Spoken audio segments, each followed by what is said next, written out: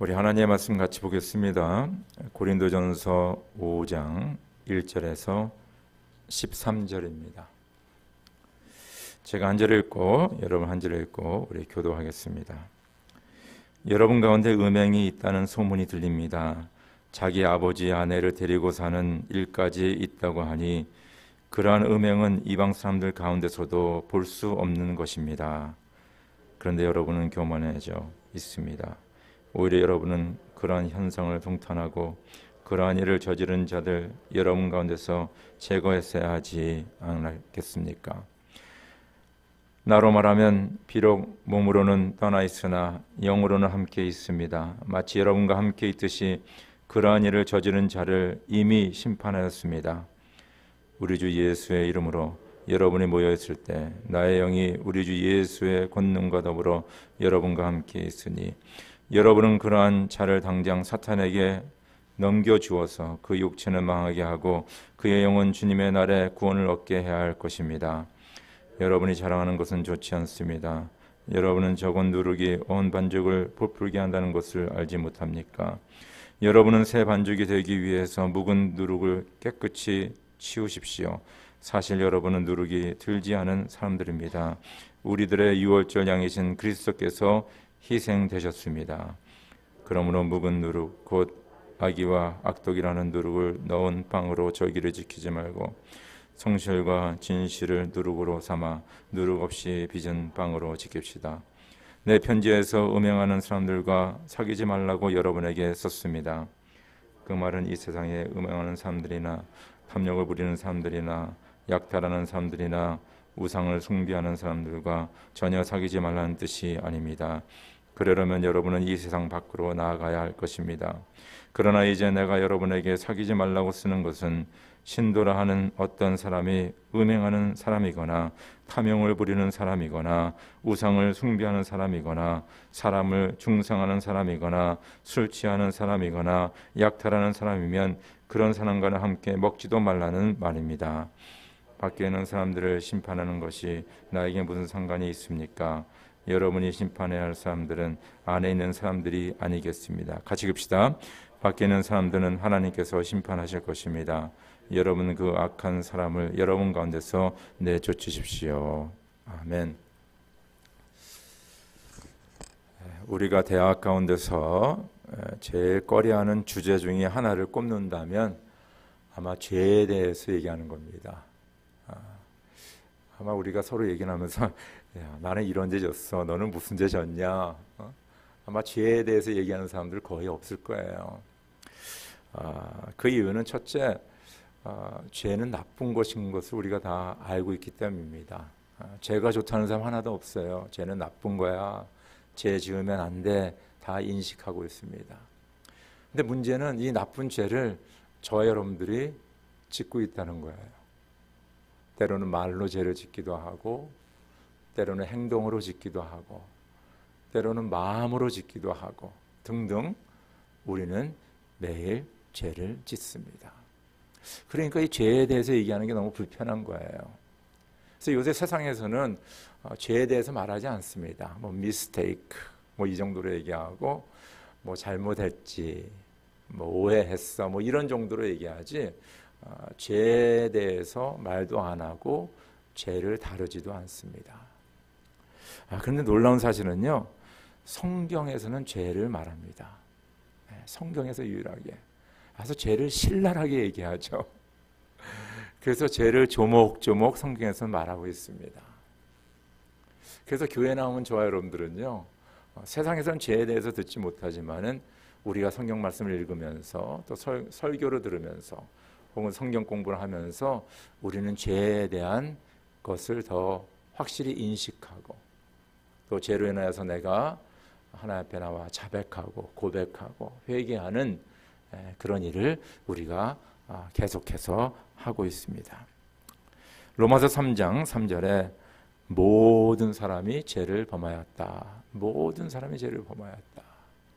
저를 포함해서 여러분 모든 사람 아마 저 여러분들이 존경하고 저 사람은 진짜 천사 같은 사람이야 라고 생각하는 그 사람들까지도 죄를 졌습니다. 성경은 모든 사람이 죄를 범하였다. 그렇게 이야기합니다. 성경에서는 죄를 세 가지로 얘기합니다. 요한일서 3장 4절에 죄를 짓는 자마다 불법을 행하는 사람입니다. 죄는 곧 불법입니다. 그러니까 법을 지키지 않고 그냥 자기가 법이 돼가지고 막 사는 사람들 있잖아요. 거기에는 뭐 남을 욕하거나 때리거나 사기를 친다든가 도둑질하다든가 누구를 죽이는 이런 사회적인 법 모든 것이 다 그 안에 포함이 되어 있습니다. 불법을 행하는 자는 죄를 짓는 거다. 야고보서 4장 7절의 두 번째, 그러므로 사람이 해야 할 선한 일이 무엇인지 알면서도 하지 않으면 그것은 그에게 죄가 됩니다. 선한 일을 알아요. 우리가 남을 도와야 되고 뭡니까? 누구를 용서해야 되고 사랑해야 되고 뭐 부모를 공경해야 되고 등등. 이거는 뭐 세상 그 법에 그렇죠? 적용되는 게 아니죠. 내 마음속으로 혹은 생각하는 것들, 도덕적인 것들, 뭐 세상 법에서는 별로 그거에 대해서 얘기하지 않습니다. 근데 성경에서는 네가 선한 일을 해야 되는데 하지 않는 것도 죄다 그렇게 말씀하고 있습니다. 세 번째로 로마서 14장 23절에 의심을 하면서 먹는 사람은 이미 단죄를 받는 것입니다. 그것은 믿음에 근거해서 한 것이 아니기 때문입니다. 믿음에 근거하지 않는 것은 다 죄입니다. 그렇죠? 우리가 믿음에 근거하지 않은 우리의 말과 행동 모든 것. 그럼 우리가 믿음이 무엇이냐? 그것은 바로 성경 말씀을 기준으로 하는 것입니다. 그러니까 하나님의 말씀을 기준으로 해서 우리가 그 말씀에 어긋나는 것들, 하나님의 뜻에 행하지 않는 모든 것들은 죄라라고 말하고 있습니다. 불법을 행하는 자, 선한 일을 알면서도 행하지 않는 것, 믿음에 근거하지 않는 모든 언행심사는 다 죄라라고 말씀합니다. 이 죄는 어떻게 시작이 되었을까요? 로마서 5장 12절에 그러므로 한 사람이 말미암아 죄가 세상에 들어왔고 또 그 죄로 말미암아 죽음이 들어온 것과 같이 모든 사람이 죄를 지었기 때문에 죽음이 모든 사람에게 이르게 되었습니다. 한 사람을 말미암아 죄가 세상에 들어왔다. 여기 한 사람은 누구를 얘기하는 거죠? 아담을 얘기하는 거죠. 아담을 얘기하고 있습니다. 아담과 하와는 하나님의 말씀을 어기고 선악과를 먹게 됩니다. 죄가 그 하나님의 말씀을 어기면서 인간의 삶에 인간 세상에 들어옵니다. 오늘 성경 말씀이 들어오게 되었습니다.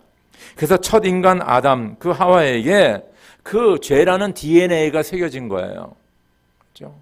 우리가 자녀를 낳지만 우리의 DNA가 자녀에게 물려지지 않습니까? 그 마찬가지로 그 아담에게 그 죄의 DNA가 있기 때문에 그 아담의 후예인 저 여러분들, 그러니까 아담 이후에 태어난 모든 사람들은 다 죄를 짓습니다.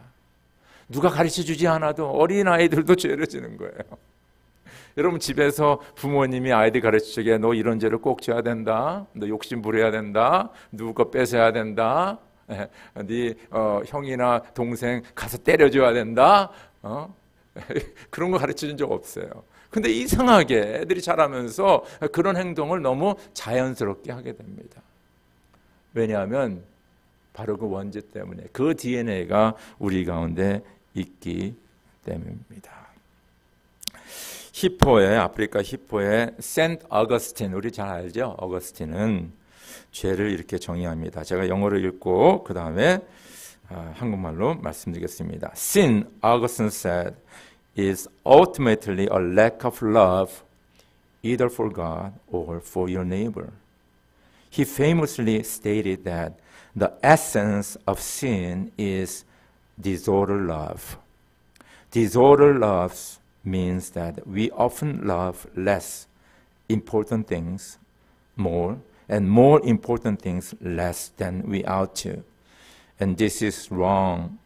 Prioritization leads to unhappiness and disorder in our lives. 그러니까 죄는 뭐냐면요. 이제 어거스틴의 정의에 의하면 우리가 하나님과 이웃을 사랑해야 되는데 그걸 사랑하지 못하는 게 죄인데, 다른 말로 말하면 사랑의 우선순위가 정해지지 않은 무질서의 사랑이 바로 죄의 에센스다라고 그렇게 얘기하고 있습니다. 자, 우리가 내가 사랑해야 할 대상들을 쭉 우리가 나열한다면 우선순위 넘버원이 뭐가 돼야 됩니까, 여러분들?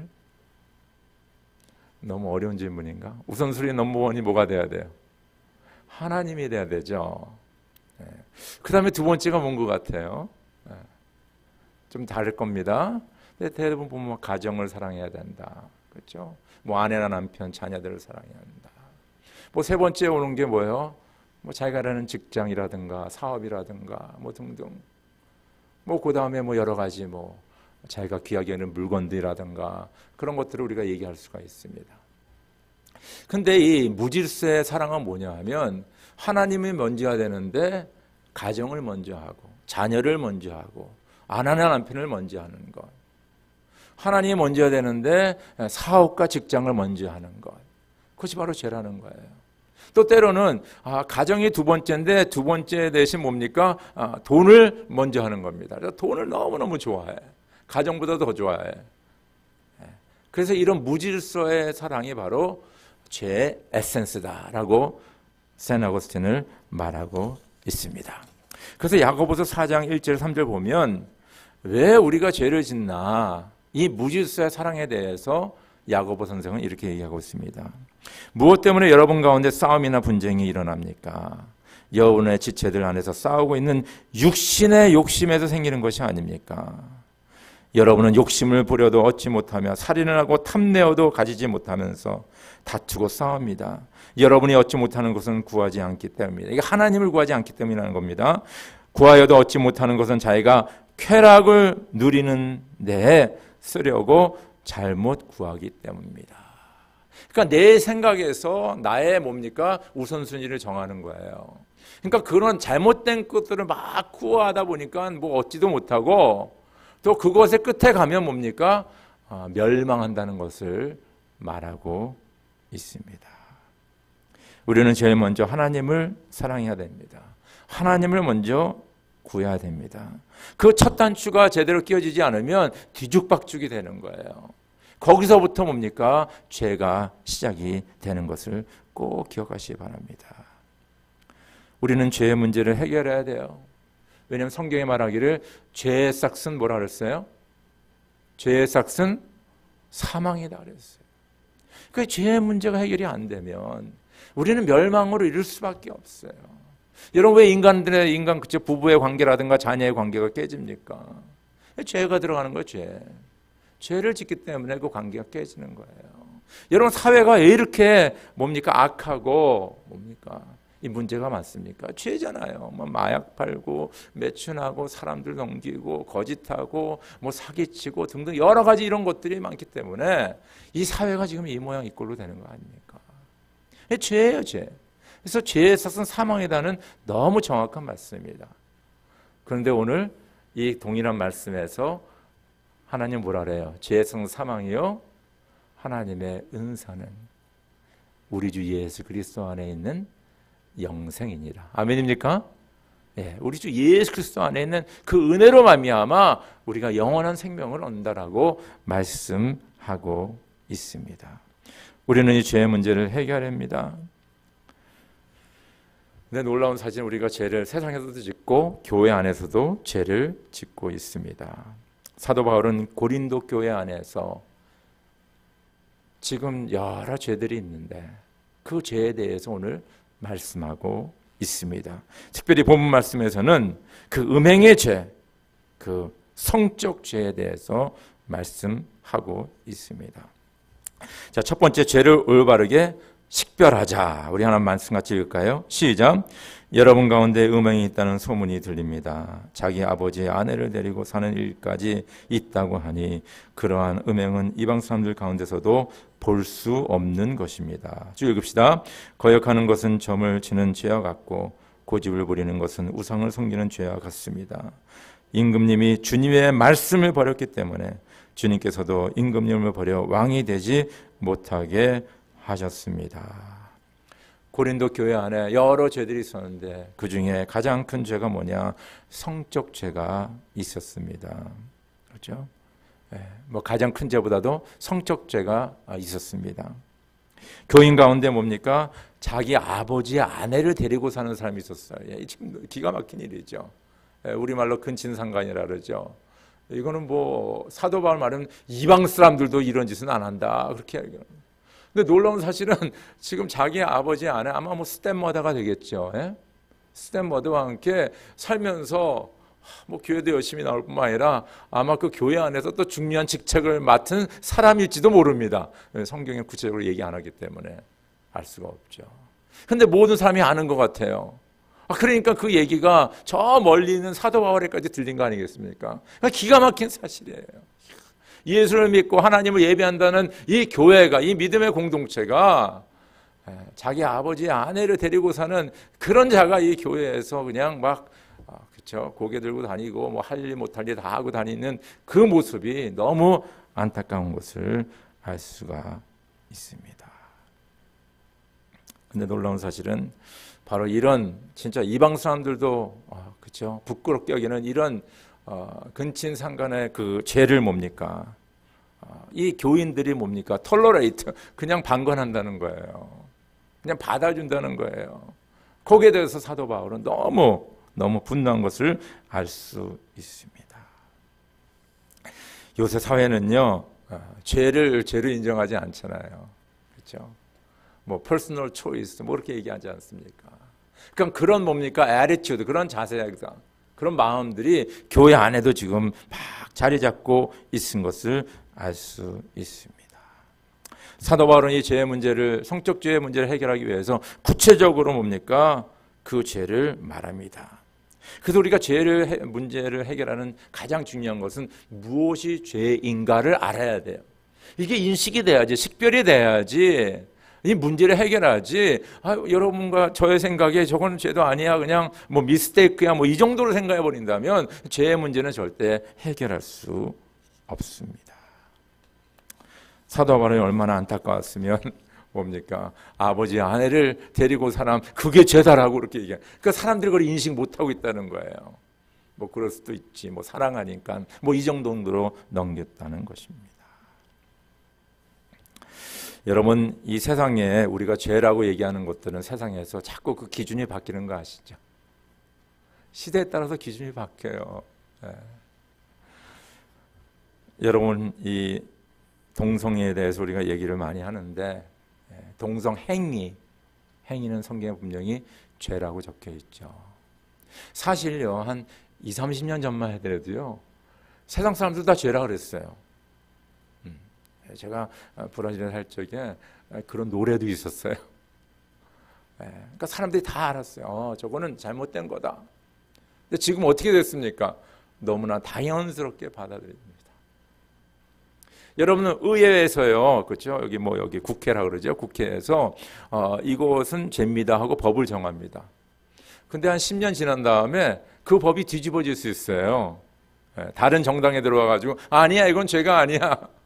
이건 괜찮은 거야 라고 정하면 또 그것이 죄가 되지 않습니다. 그래서 세상에서는요, 이 시대에 따라서 또 누가 정권을 잡느냐에 따라서 죄일 수도 있고 죄가 아닐 수도 있고 이게 기준이 별로 없는 거예요. 사람들의 또 마음에 따라서. 사무엘은 사울 왕의 죄를 지적합니다. 임금님이 주님의 말씀을 버리셨기 때문에. 주님의 말씀을 버리셨기 때문에. 오늘 그 말씀을 읽었는데 왜 사무엘이 얘기를 하냐면요, 그 이스라엘 백성이 이제 사울이 리더가 돼가지고, 사울 왕이 리더가 돼가지고 아말렉과 싸우게 됩니다.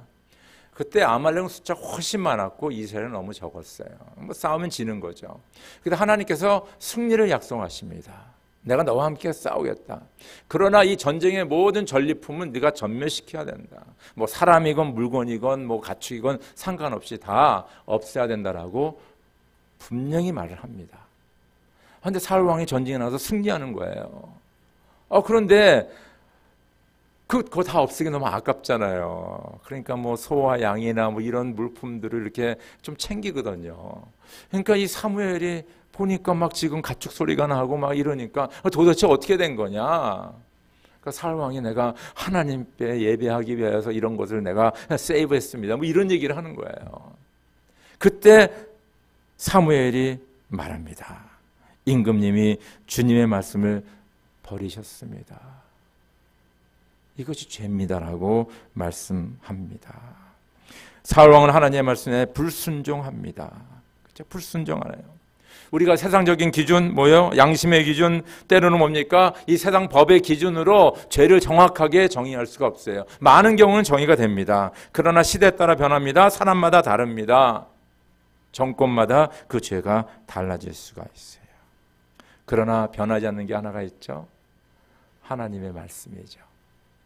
우리는 하나님의 말씀을 기준으로 죄가 무엇인지 식별해야 됩니다. 분별해야 됩니다. 세상의 기준이 아니에요.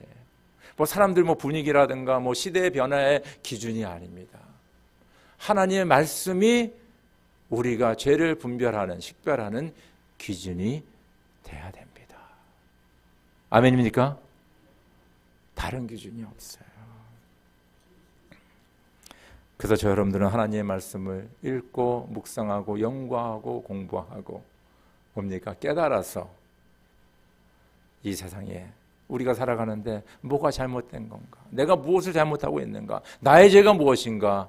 그것을 우리가 분별하여 식별하시기를 주의 이름으로 축원합니다. 그것이 바로 죄의 문제를 해결하는 첫 번째 발걸음이에요. 자, 두 번째 사도 바울은 뭡니까? 이 고린도 교회의 성도들의 이 마음의 자세들, 이게 잘못된 것을 지적하고 있습니다. 우리 같이 읽읍시다. 시작. 그런데 여러분은 교만해져 있습니다. 오히려 여러분은 그러한 현상을 통탄하고 그러한 일을 저지른 자들 여러분 가운데서 제거했어야 하지 않았겠습니까? 쭉 읽읍시다.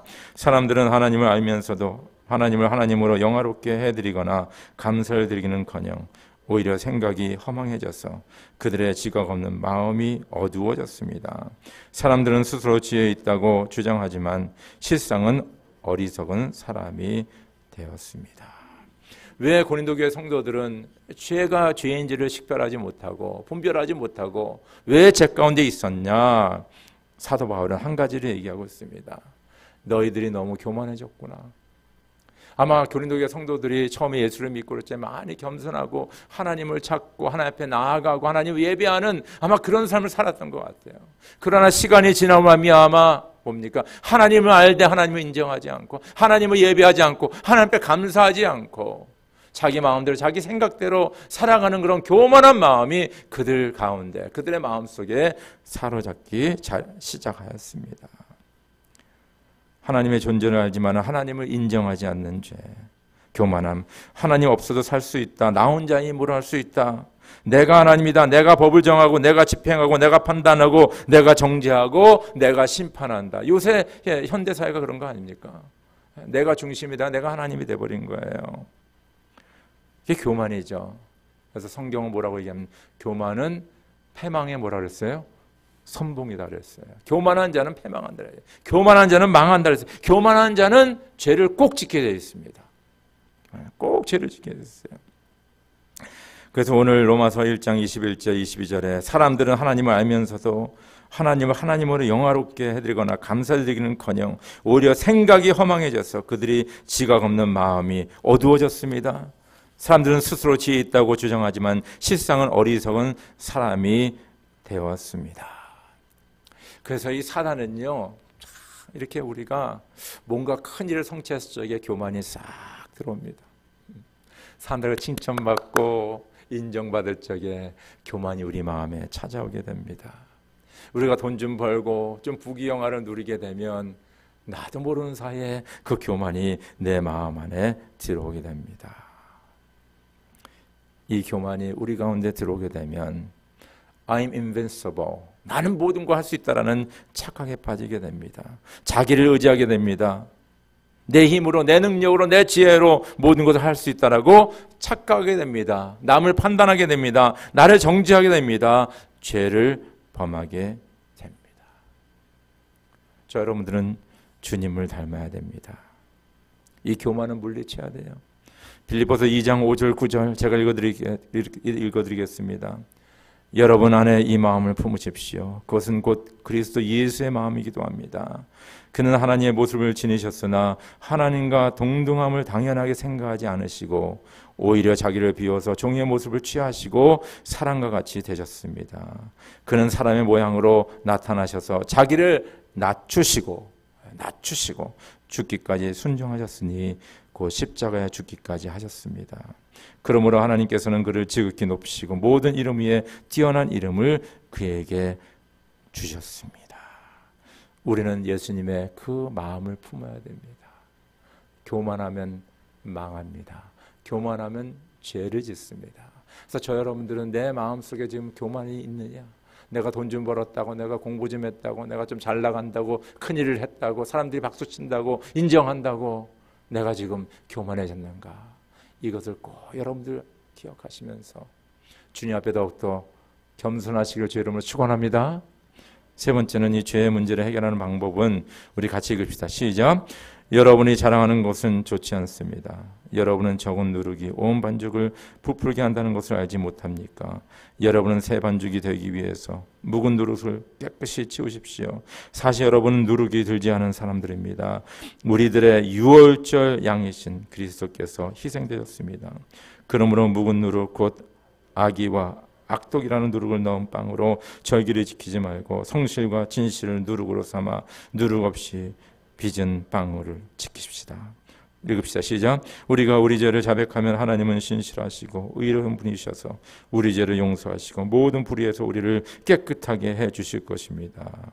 밖에 있는 사람들 심판하는 것이 나에게 무슨 상관이 있습니까? 여러분이 심판해야 할 사람들은 안에 있는 사람들이 아니겠습니까? 밖에 있는 사람들은 하나님께서 심판하실 것입니다. 여러분은 그 악한 사람들을 여러분 가운데서 내쫓으십시오. 예.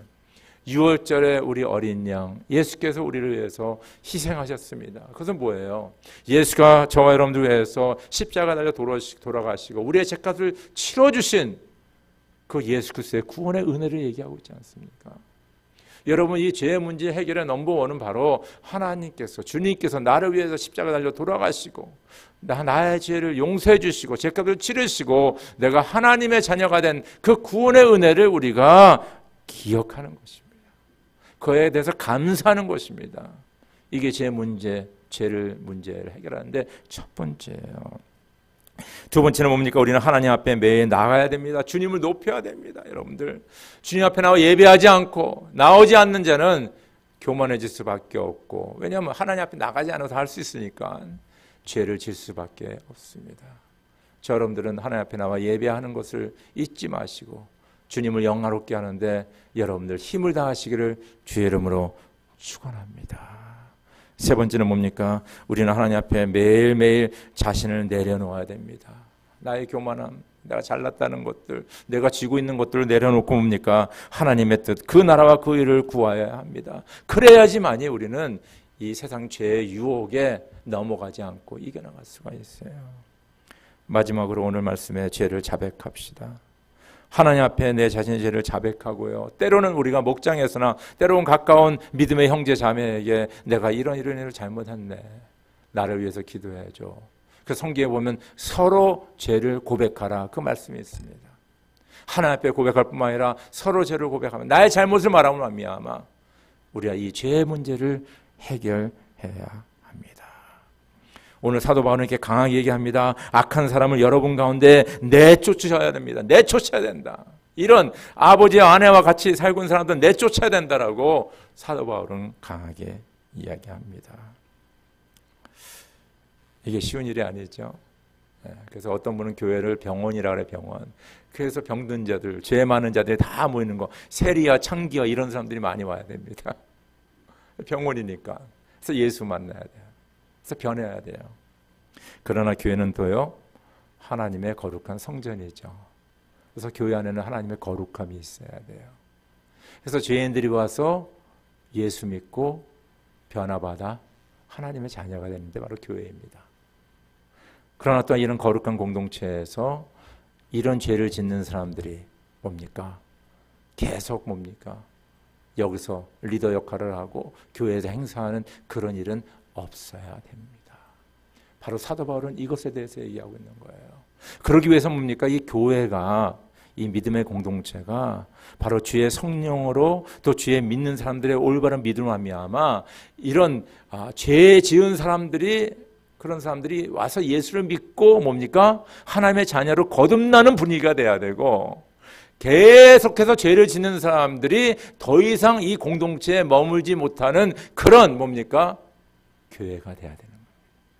그래서 우리가 꼭 나가서 당신 교회 나가! 이렇게 얘기 안 하더라도 계속해서 그런 죄를 짓는 사람은 여기가 너무 불편한 거예요. 힘든 거예요. 그래서 자기 발로 나갈 수밖에 없는 그런 교회가 돼야 됩니다. 그러나 이 세상에 어떤 죄를 지었든 교회에 딱 들어오면 예수님을 만나 하나님의 자녀로 변하는 또 그런 교회가 되어야 합니다. 그럴 적에 이 죄의 문제가 교회 안에서 하나둘씩 해결되는 거예요. 세상에서도 죄가 있고 교회 안에서도 죄가 있습니다. 여러분들 이 죄를 먼저 식별해야 돼요. 뭔가 알아야 됩니다. 그리고 죄의 근원이 되는 교만을 우리가 버려야 되고 주님의 마음을 닮아야 됩니다. 그리고 하나님의 구원의 은혜를 기억하면서 하나님 앞에 나와 예배하면서 자신을 내려놓고 죄를 자백함으로 우리 믿음의 공동체가 하나님이 기뻐하는 거룩한 그런 믿음의 공동체가 되기를 주의 이름으로 축원합니다. 우리 함께 기도드리겠습니다.